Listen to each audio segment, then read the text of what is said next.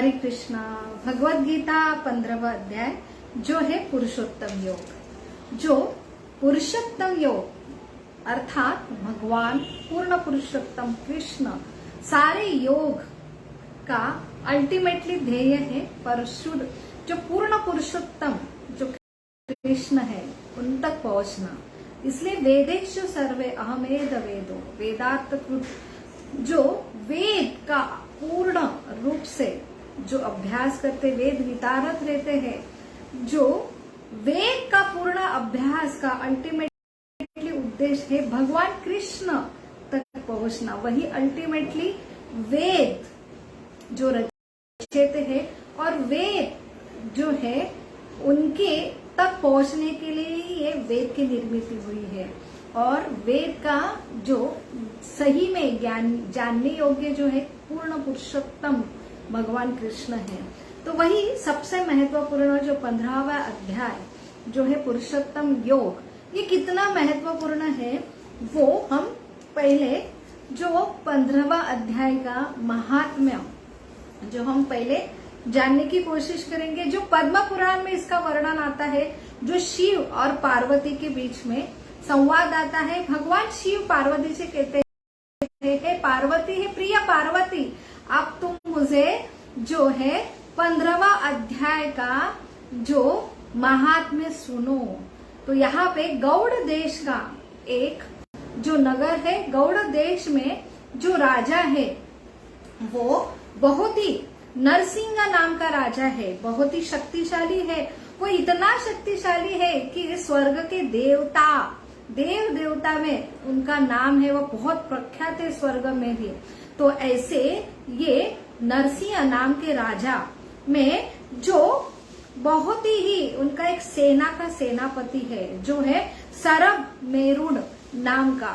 ये सेनापति ने जो राजा की ख्याति देख के जो उन्होंने अब उनके ही राजपुत्रों से संगति से एक प्लान रचाया कि वो ये ही जो राजा है उसका गौड़ देश का शासन करने के लिए खुद राजा बनना चाहता है ये सेनापति।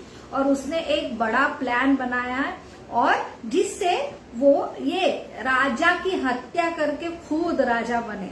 तो लेकिन आहो दुर्दैव कि उसे ये प्लान उसका सफल हो उसके ही पहले उसको हैजा नाम का बीमारी होती है और वो जो है मृत्यु होती है उससे।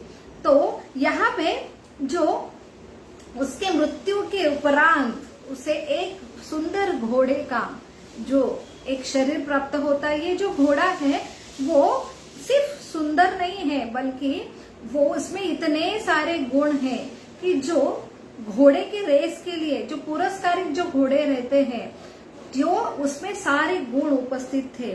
तो ऐसा ये घोड़ा बहुत ही प्रचलित था। जो सिंधु नाम का जो राज्य है वहां पे वो यहाँ पे ये घोड़े का जन्म हुआ है। तो ये घोड़ा की भी बहुत ही प्रख्यात हुआ है अपनी सुंदरता से, अपने ऐसे जो गुणों से। तो वहां पे वही गौड़ देश का जो व्यापारी ये सिंधु जो राज्य में जाता है वो घोड़े से बहुत आकर्षित होता है। ऐसा सुंदर घोड़ा और इतना गुणवान घोड़ा देख के वो सोचता है कि मेरे जो नरसिंह राजा है गौड़ देश के, उन्हें अगर मैं ये घोड़ा दूं तो वो बहुत प्रसन्न होंगे। इसलिए बड़ी कीमत से वो खरीदता है ये घोड़ा और वो जो गौड़ देश के नरसिंह राजा के पास लेके आता है। अभी ये नरसिंह राजा के सामने जैसे घोड़ा ये व्यापारी लेके आता है तो वो देख के राजा पूछता है कि क्या आपने ये क्या प्रयोजन से लाया है। तब उन्होंने उनका बहुत सुंदर वर्णन किया कि इतना सुंदर है पूरे ब्रह्मांड में ऐसा घोड़ा नहीं है। जब वो घोड़ा राजा के सामने लाया तो घोड़ा देख के भी ये राजा बहुत प्रसन्न हुआ नरसिंह राजा और उसने दुगनी कीमत व्यापारी को देके वो घोड़ा खरीदा। अभी ये घोड़ा जो प्राप्ति होने के बाद राजा ने प्लान किया, नरसिंह राजा ने, कि मैं अभी जंगल में शिकार के लिए जाता हूँ। अपनी फौज लेके वो अभी घोड़े पे सवार होके निकल पड़ा। वहां पे जंगल में एक हरिण देखने पर उन्होंने निश्चय किया कि अभी ये हरिण की शिकार करना है। तो हरिण आगे दौड़ रहा था, ये राजा घोड़े पे सवार पीछे हो रहे थे। दौड़ते दौड़ते बहुत ऐसे घनदाट जंगल में आ पहुंचे जहां उनके अदर जो सेना थी वो बिखर गई, सिर्फ राजा ही अभी ये हिरण के पीछा करते करते एक ऐसे स्थान पे आ गए और वहां पे बहुत ही वो थके थे, उनको भूख और प्यास लगी थी। तो उन्होंने ऐसे एक जगह विश्राम करने का निर्णय लिया और वहां पे वो घोड़े को उन्होंने एक जो पेड़ की टहनियां वहां पे बांध दिया और एक बड़ी चट्टान के ऊपर उन्होंने विश्राम करने का निर्णय लिया। वहां पे विश्राम करने के लिए बैठ गए। तभी आश्चर्य कि एक हवा का झोंका आया और हवा के झोंके से एक चर्म पत्र वहां पे गिर गया और वो चर्म पत्र पे जो था 15वां अध्याय का जो श्लोक था वो भी आधा था। जैसे वो चर्म पत्र राजा के हाथ में आया, वो राजा ने वो श्लोक पढ़ा। जैसे श्लोक का उच्चारण हुआ, बहुत ही आश्चर्य घटना वहां पे हुई। तो ये श्लोकों का सिर्फ मात्र उच्चारण से वो जो घोड़ा था बंधा हुआ वो तुरंत गिर पड़ा। गिरने पर उनकी मृत्यु हो गई और वहां से तुरंत एक सुंदर एक देह, चतुर्भुज देह निकला। वहां पे एक वैकुंठ विमान आया और वो उसमें बैठ के वैकुंठ गमन उनका हुआ।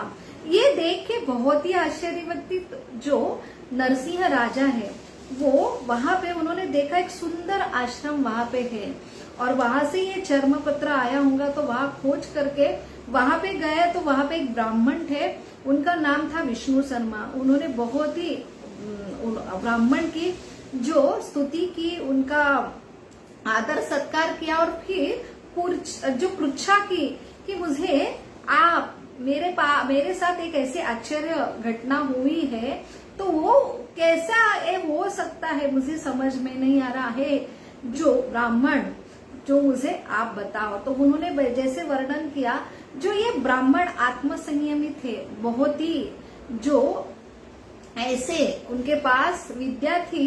तो उन्होंने तुरंत राजा को बोला कि ये साधारण घोड़ा नहीं था, ये वही राजा आपका सेनापति था जो सरम मेंढक जो आपको मारने के लिए प्लान किया था, लेकिन वो ऐसा प्लान उसका सक्सेस होने के पहले मृत्यु हुई और फिर ये घोड़े के जो योनि में फंसा था और उसके बाद आपसे ही उसकी जो मुलाकात हुई तो बहुत ही पश्चाताप कर रहा था और वही वो तीव्रता से ये योनि से निकलना चाहता था। और वहां पे जो उसने जैसे 15वां अध्याय का ये श्लोक ये सुना, वो बहुत ही एब्सॉर्ब होके उन्होंने वो ग्रहण किया और इसलिए उसकी तुरंत मुक्ति होके वो वैकुंठ धाम में चला गया। ऐसा ये सुन के राजा भी बहुत ही सीरियसली फिर से वापस अपने राज्य में जाता है, अपना जो पुत्र है राजपुत्र उसे पूरा जो कारभार सौंप देता है, वानप्रस्थ होता है और नित्य रूप से ये 15वां अध्याय का पठन करने लगता है। तो ये है महात्म्य कि हमें ऐसे जो कथा से महात्मा से, जैसे भागवतम का जो धुंधिकारी का महात्म्य भी हम सुनते हैं हर अध्याय में कि कैसे ये पतित जीव और इतना सिर्फ सुनने के बाद उनका कैसा जो वो मुक्त होते हैं। हम इतने सुनते हैं और हम इतने बुरे भी नहीं हैं, तो फिर इनका उद्धार होता है, तुरंत विमान आता है, हमने तो कभी देखा नहीं। तो ये जो उसका उत्तर है, धुंधिकारी भी ये इतना पीड़ित था, उसने हम एक ही विजन से देखते हैं कि ये घोड़ा ये सेनापति उसको इतना बुरा था, लेकिन उसके बहुत पूर्व अगले जन्म जो कुछ है सिर्फ भगवान ही जानते हैं उनका इतिहास, हम सिर्फ एक व्यू से देखते हैं। तो उनका जो कर्म है तो वो कर्म आज का कर्म ना होके बहुत पिछले का बैकग्राउंड और उसके बाद हमारे जैसे हम लोग हैं तो ये महात्म्य सारी कथा इसलिए आती है कि हम इससे कुछ सीखे, हम प्रेरित उससे प्रेरणा ले और इसलिए हमारे लिए सारा योजना है। जैसे अर्जुन को जो स्वयं भगवान का भक्त था उसे सारा भगवत गीता का ज्ञान था, लेकिन सिर्फ हमारे लिए जो भगवान ने भ्रमित की और ऐसी योजना की कि जैसे भगवत गीता भगवान को बोलनी पड़ी, तो ये हमारे लिए सारा प्रयोजन था। तो सारे महात्म्य तो हम सिर्फ एक ही विजन से देखते हैं। जो पीड़ित योनि में अभी तक हमने जो महात्म्य देखा, जो योनि में ये पीड़ित लोग रहते बहुत ही सीरियस होते हैं, उन्हें बहुत क्लेश रहता है, बहुत तीव्रता रहती है ये जो योनि से मुक्त होने की और स्वयं भगवत धाम जाने का। जितना तीव्रता होगा उतना वो एब्सॉर्ब करके सुनते हैं, और जितने हमारे वो जो रिसेप्टर और ये श्रवण उनका कॉम्बिनेशन होता है, तब जाके ये मुक्ति होती है। तो हमारी तीव्रता बहुत कम है, तो और हम इतने एब्सॉर्ब होके उतने शुद्ध भाव से भी नहीं सुनते हैं। तो यही ये महात्मा है 15वां अध्याय का, जो पहला ही श्लोक बहुत ही जो सबसे महत्वपूर्ण है। ऊर्ध्वम मूलम मधम शाखम अश्वत्थम प्राहुरम अव्ययम छंदांसि यस्य पर्णानि यस्तम वेद स वेदवित। जो अश्वत्थ अर्थात बड़गद, जो बनियन ट्री का वर्णन आता है कि पूरा अगर शास्त्र हम समझे, इतने वेद है, उपवेद है, 108 उपनिषद है, जो 18 पुराण है, इतना हम इतने छोटे से लाइफ स्पैन में नहीं समझते। ये सब क्यों है?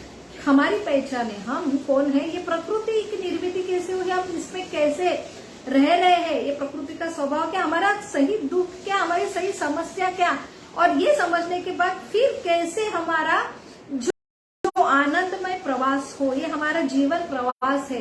तो इसका अल्टीमेटली जो ध्येय है हमारा क्या होना चाहिए, वेद का उद्देश्य है।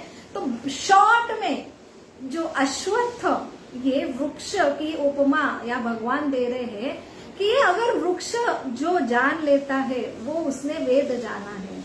तो ये वृक्ष की तुलना ये बड़गद का वृक्ष है, जिसकी शाखा है जो हमेशा वृक्ष से निकलते फिर जमीन के लिए जाती है और फिर जमीन से फिर उल्टी दिशा में आती है। ऐसा उनकी जो जड़ें हैं वो समझना ये बड़गद वृक्ष का बहुत डिफिकल्ट है। इतना सबसे बड़ा वृक्ष, विस्तारित वृक्ष है, ऐसा ये बड़गद का अश्वत्थ वृक्ष जो है, और उसको अश्वत्थ कहा गया है क्योंकि घोड़ा, अश्वत्थ का अर्थ घोड़ा, घोड़ा ये एक जगह स्थिर नहीं होता है। वैसे ही ये भौतिक जगत को उपमा दी है जो अश्वत्थ बड़गद के वृक्ष को, और ये वृक्ष जो है उल्टा है, तो उसकी जो जड़ है वो ऊपर की दिशा में, शाखा जो है नीचे की दिशा में है।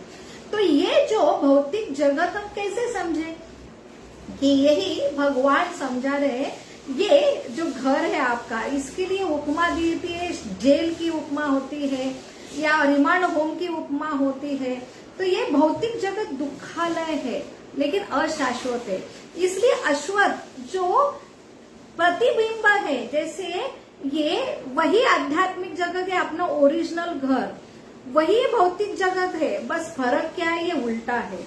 तो जो ये इसका अस्तित्व है, तो ऐसा नहीं है कि जो सिर्फ ज्ञान से हम समझते हैं, कि जैसे हमारे ज्ञान से कि हम सब समझे ये भौतिक जगत में ये जीव इतना कष्ट कर रहा है आनंद के लिए, फिर भी दुखी क्यों है, क्योंकि जन्म मृत्यु जरा व्याधि, ये दुख की सबसे बड़ी समस्या में ये अटका है। वो नहीं चाहता है कोई बीमारी, वो नहीं चाहता है मृत्यु, फिर भी उसे ये कंपलसरी लादा जाता है। लेकिन क्यों? क्योंकि उसका जो स्वरूप है वो आनंदमय का स्वरूप है। ये आवरण, ये झूठा ऐसा बोला जाता है, ये भ्रम है। जो शरीर तो आनंदमय आत्मा, ये हमारा स्वभाव है, हम शाश्वत स्वयं होते हैं।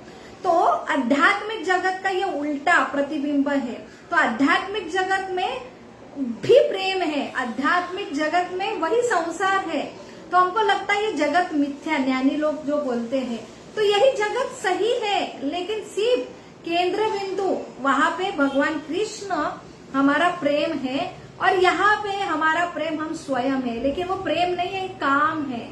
प्रेम अर्थात जो प्रेम करने वाला है उसके लिए त्याग करना, उसके प्रसन्न के लिए सब कुछ करना। और यहाँ पे जो केंद्र बिंदु है वो है भोग की वस्तु, और ये है उल्टा प्रतिबिंब।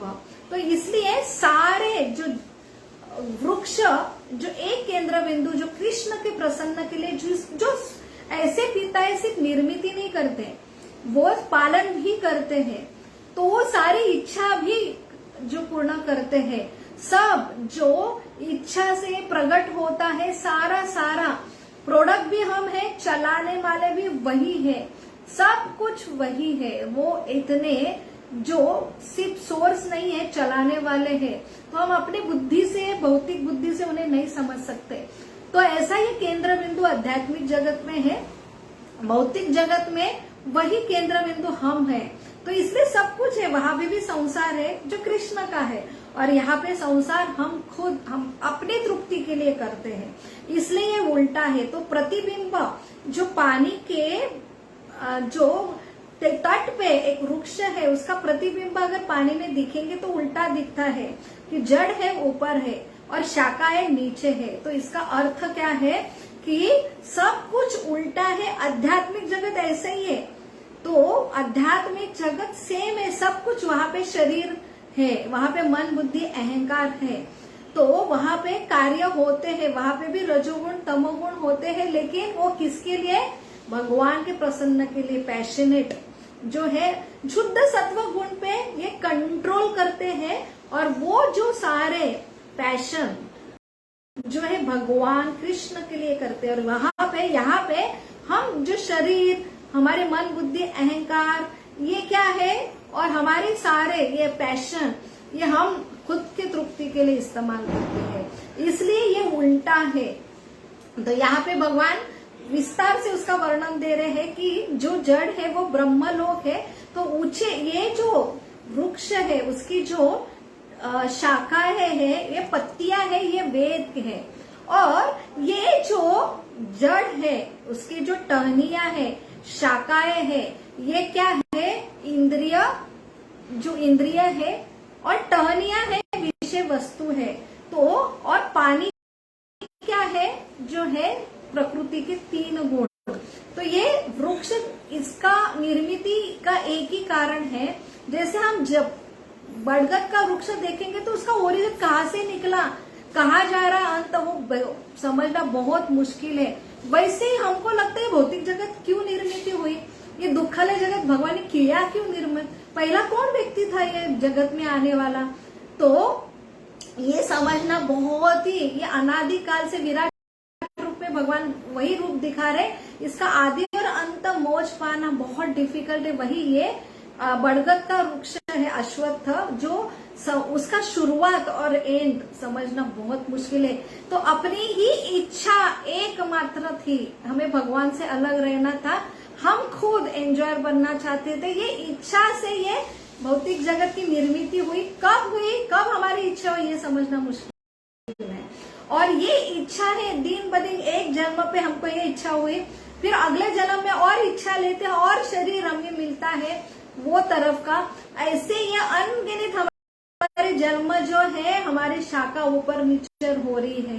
तो इसको ट्रेस करना कि पहला कौन सी इच्छा थी, और उसमें इतने अनेक अनेक इच्छा हुई, और ये अनेक अनेक शाखाएं टहनियां ये निर्मित होती गई। और ये जो पानी है, जो 3 प्रकृति की गुण है, तो हमारी इच्छा से निर्मित हुआ है वृक्ष, और ये पानी है तो रजोगुण तमोगुण और सत्वगुण, इससे ये बहरता है। तो ये जो है हमारी इच्छा की वजह से ये बहरता है। ये प्रकृति, ये शरीर, ये भौतिक प्रकृति वृक्ष के समान है, हमारी इच्छा से ये निर्मित हुई। बढ़ने के लिए ये प्रकृति की गुण है। बाह्य रूप से ज्ञान से हम दिखते ही दुखालय जगत है ना, इसका एक ही रीजन है शरीर। शरीर ये भौतिक जो हमारी इंद्रिय है, विषय वस्तु है, उसको निकाल दिए, वैराग्य हो जाए तो हमारे सॉल्व हो जाएगा प्रॉब्लम, ऐसा ज्ञान से लगता है। लेकिन जैसे 14 अध्याय के लास्ट में भगवान ने बोला कि ये इच्छा क्यों करते हैं एंजॉय करने की, प्रकृति के 3 गुण आपको लगते क्यों है, क्योंकि आपका स्वभाव एंजॉय करना। तो मूल स्वभाव अगर कृष्ण से जो हमारा आनंद है वो अगर अटैच हुआ तो ये डिटैचमेंट होना बहुत ही आसान है। तो इसलिए सबसे महत्व तात्पर्य पहले श्लोक से 4वें श्लोक तक भगवान यही परिभाषा दे रहे, ये जो वृक्ष समझने पर अल्टीमेटली इसका छिंदंती छेद जो करना है वो विरक्ति से करना है। ये विरक्ति जैसे इतने जन्म जन्म की हमारी इंद्रिय तृप्ति है, वो अपने आप जो इंजॉय करने की इच्छा है वो नहीं जाएंगी। तात्पर्य हम ज्ञान से विरक्त होंगे कि यही मेरा कारण है, यही भौतिक जगत में आने का दुख का, या ऊपर ऊपर से लेकिन अंदर से आनंद नहीं मिल रहा, तो फिर से ये एंजॉय करने की प्रवृत्ति में फिर से जन्म लेंगे। इसलिए पहले अटैच हो, किससे अटैच हो? आनंद से। और कौन सा आनंद? जो सच्चिदानंद आनंद है, भगवान कृष्ण से अटैच होना। फिर ये डिटैच होना बहुत आसान है। वही जो भगवान दूसरे और तीसरे श्लोक में, चौथे श्लोक में बोल रहे हैं कि ये जो काटने की छिंदनी, ये वृक्ष काटना असंभव है। सिर्फ और सिर्फ जो कृष्ण से योग मिलन, जो हमारा पुनर्मिलन, जो हमारा जो ओरिजिनल स्वभाव है, हम कृष्ण के प्रेमी हैं, तो वो आनंद में अगर स्थित होते हैं तो आनंद अटैचमेंट का होता है, ये डिटैचमेंट बहुत आसान होता है। वही वर्णन ये जो पुरुषोत्तम योग 15वें अध्याय के पहले 4 श्लोकों में भगवान ने बताया। हरे कृष्णा कृष्ण कृष्ण हरे हरे, हरे राम राम राम हरे हरे। बहुत बहुत धन्यवाद। हरे कृष्णा।